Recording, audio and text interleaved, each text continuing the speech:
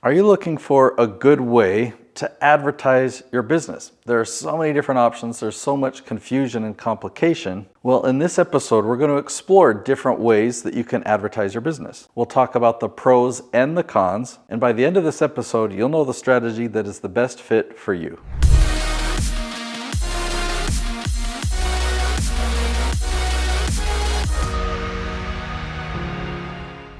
Now, depending on your type of business, you might not have even thought about billboards, but let's just talk about a lot of different things and compare them to each other. Billboards can be effective for the right business. That's why they exist. But for a lot of businesses, they might be a complete waste of money. The pros are that they're visible, right? They are there and you can't avoid looking at them. I mean, it's funny when you see the billboards that say, hey, you can advertise here, because they are advertising to us that maybe wants to advertise on that billboard. The big disadvantage to a billboard, though, is there's no targeting. I mean, you're targeting geographically to people in an area, to people that drive, but you can't segment like age, or you can't segment gender or by car type or anything like that. It's just anyone that drives by, you're targeting everybody. So who are the possible fits for a billboard?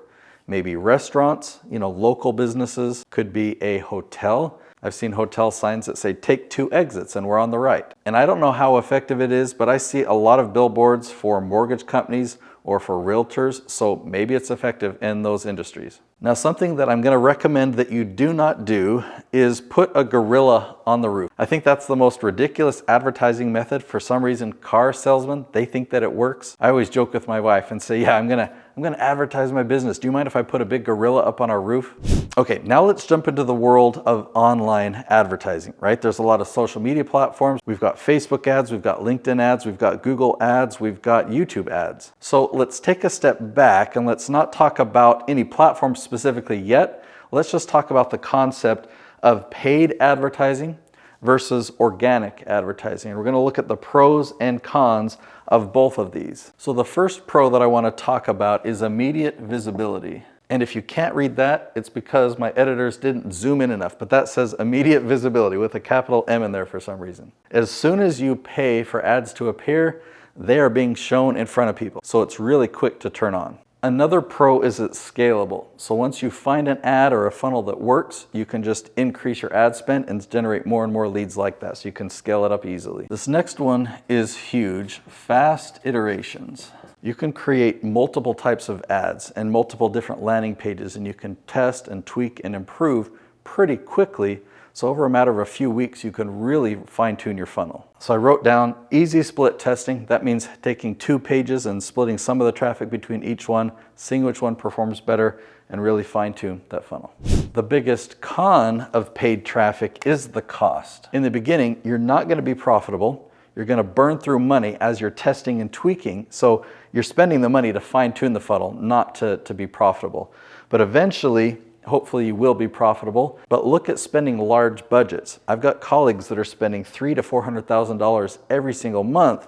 Now, they say it's worth it because they're bringing in $500,000 a month in revenue, but know that that is what's very, very common with paid advertising. Okay, another con of paid traffic is that ads are temporary, right? As soon as you stop paying for them, they disappear. No one's seeing them anymore. Another con or disadvantage is that there is a significant learning curve. It can be pretty complex, and so you're going to have to learn this system, and you're going to have to tweak and change your ads over time because ads have a shelf life. So you're going to continue to need to make new ads so that you can stay on top of it and stay profitable. All right, the biggest con is low quality. The money that you're going to be spending is all going to be generating low quality leads.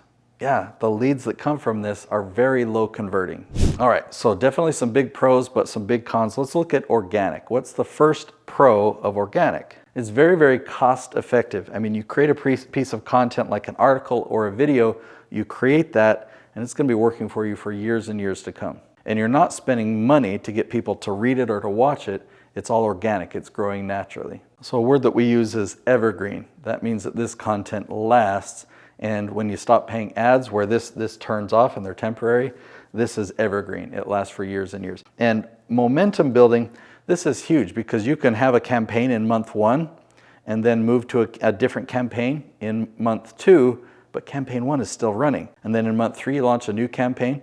So the campaigns just build upon each other, and it's like that snowball that gets bigger and bigger as it rolls down the hill. Organic content really builds relationships. So when people read an article or they watch a video especially, they get to know you, and so there's this relationship of trust that's built. Now, the specific way that I generate leads organically, it really helps turn an expert, somebody who has expertise, into a thought leader, like a well-renowned thought leader. And the biggest advantage or pro to organic marketing is referral quality leads. Because we're developing a relationship with them first, by the time you're having a sales conversation with them, they love you, they trust you. So it's like a referral quality lead.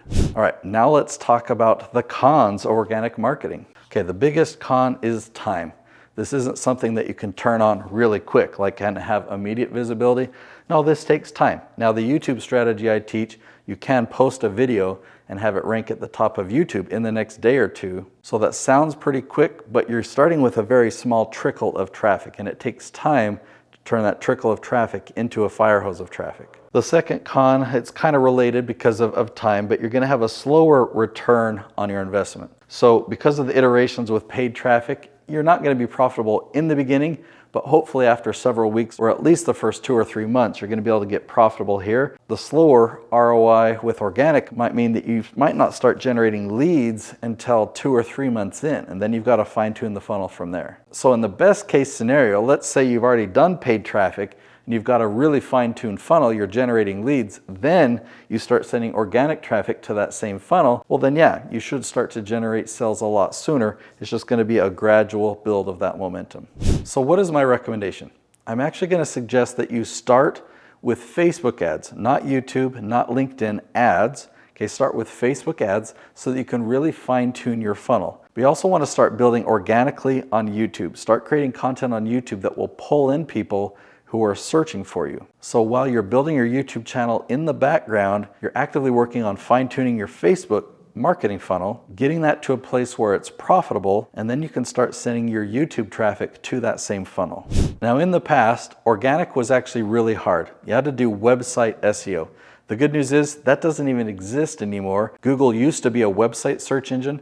Now it's a content search engine. And the best content search engine is actually YouTube. Google owns YouTube. So that's why I talk so favorably about creating YouTube videos for businesses to use to generate leads. So let me show you a few examples. If you go to YouTube and you type in 10 things you should never say to your child if somebody's looking for parenting advice, notice who's at the top, Paul Jenkins, and the second one, Nicolene Peck. Those are 2 parenting experts that I put at the top here on YouTube. Or what if you type in how to make virtual team meetings fun?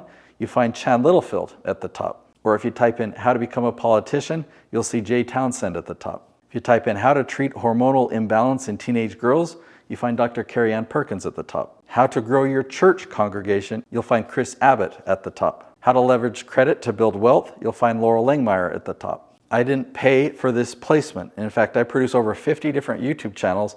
All of them have top placement like I've shown you. And what they're doing with this top placement is they're turning it into lead generation for their businesses. Many of them are generating 7 figures, a couple of them 8 figures just from YouTube lead generation.